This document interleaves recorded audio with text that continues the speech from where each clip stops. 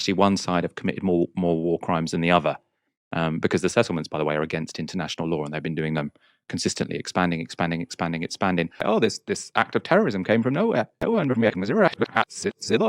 are 600 Palestinian children buried under the rubble at this moment in time. There are over 500 Palestinian children dead, and there are 500 Palestinian children in jail, 150 of them minors. Hostages. The children under the rubble are hostages. The children in the jails are hostages. But BBC Question Time has been held in Northern Ireland this week. That's a region with a very different history when it comes to occupation. And that meant one woman in the audience gave a view of events that we're not used to hearing on the BBC. First of all, the ANC was a terrorist organisation and Nelson Mandela was a terrorist. And then you can say Yasser Arafat and the PLO, they were terrorists. Mr. Heaton-Harris, this didn't start on the 7th of October. Do the Palestinians have a right to defend themselves? Because the speak is, Israel has a right to defend itself. Did Palestine have a right to defend itself when land was taken from it, when people were dispossessed, when houses were levelled, when UN resolutions on torture, on ethnic cleansing, on apartheid? Did the Palestinians have a right to defend themselves? Did they have a right to defend themselves when Israel turn on and turn off the electricity and stop food and stop medical aid long before this attack? Well, because, let's let him answer, shall we? Just one more thing, right?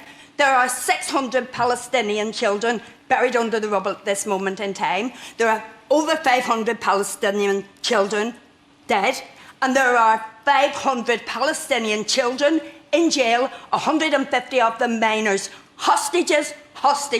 The children under the rubble are hostages. The children in the jails are hostages. There are hostages on both sides here.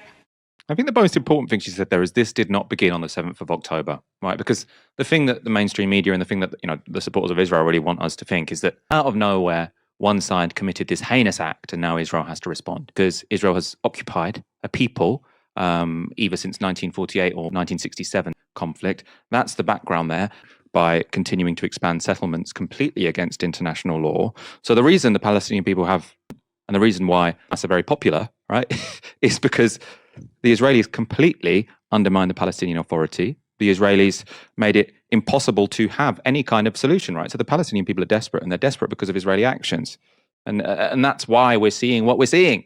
Israelis want you to think this just came out of nowhere. That's, by the way, also why they want everyone to call Hamas terrorists, because we have this frame of reference for terrorism, which is that it sort of comes out of nowhere, whereas this is a long-standing conflict where actually one side have committed more war crimes than the other, because the settlements, by the way, are against international law, and they've been doing them consistently, expanding, when everyone in the world recognizes that when you occupy a land, so it's as I say, there's disputes about whether the whole of Israel or the whole of Israel, Palestine is occupied territory, because people who are in favor of a two-state solution think that Israel proper is Israel, and then they're occupying the West Bank and Gaza.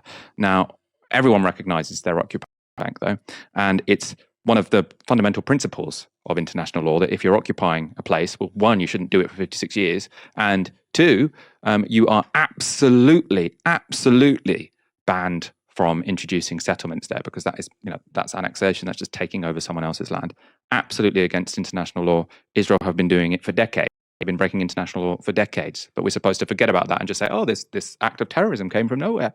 And the IRA, two similarities. Listen, I must let, that's a very serious allegation, and I must let. We are going to have to see the conditions for every armed group that is on the ground over there at the minute to be convinced and brought to the place where an immediate ceasefire is put in place, where all hostages are given back without a single second of delay, and the conditions are created where they can possibly aspire to what we have benefited from here. Agreement, by the way, the Oslo Accords, the last time there was a peace process, they managed to come to some kind of starting point agreement, but it was completely undermined because Israel kept expanding its settlements. The reason it kept expanding its settlements is because it could, right? It chose land over peace.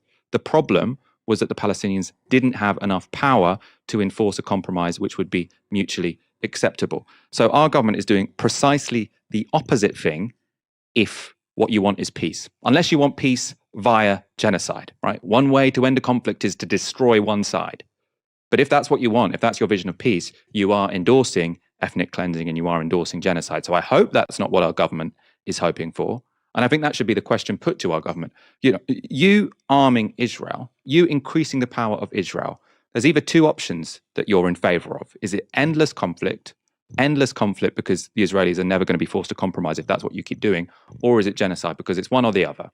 There is no way that you can be funding Israel, who already have all the power, and hope that that is going to lead to some kind of just peace, relatively just peace. Now, often peace accords involve some compromise, as they did in Northern Ireland.